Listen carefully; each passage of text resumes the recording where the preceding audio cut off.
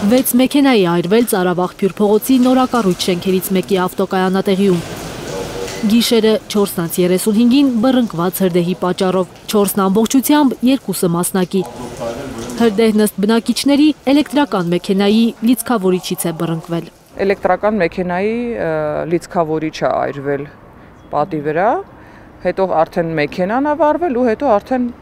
տարածվել է հաջորդ մեքենաներին։ Ծխով են լցվել շենքի բոլոր հարկերը, 350 մարդու տարհանել են փրկարարները։ Հրդեհը հաջողվել է մարել 4 ժամ հետո առավոտյան 8-ին։ Շուխուր էր ընդհանուր տանը դրսում, հոտից մեկ էլ զգացվեց։ Այդքանը։ Միանգամից իջել ենք դուրս։ Ձեր մեքենան էլ ավարվել։ Հա, ամբողջությամբ։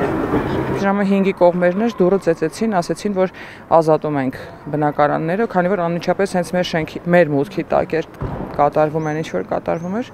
Այդպես մենք 4 հոգի էինք, 8-րդ բնակելի հարկում, փաստացի 9-րդ, նախավերջի։ Հա, ինչի տանը հիմա գիտեք ինչ բանա, մուրա նստած։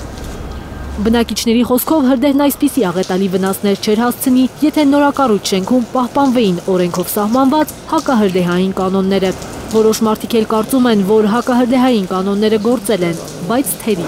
Նորակառույց շենքերի համար կան նախատեսված, հաստատված հակահրդեհային նորմեր, որոնք եթե կան շենքում եւ գործում են, նորմալ վիճակում են,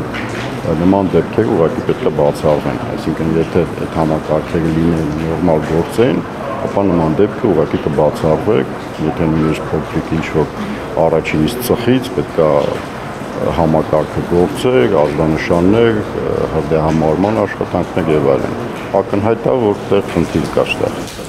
Դեպքի փաստով նյութեր է նախապատրաստվում։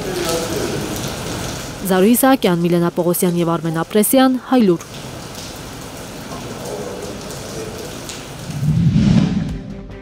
Հայաստանում եւ աշխարհում տեղի ունեցող իրադարձությունների մասին առաջինը իմանալու համար բաժանորդագրվեք մեր ալիքին։ Սեղմեք զանգակը, որ բաց չթողնեք, ամենահրատապը, ամենակարևորն ու հետաքրքիրը։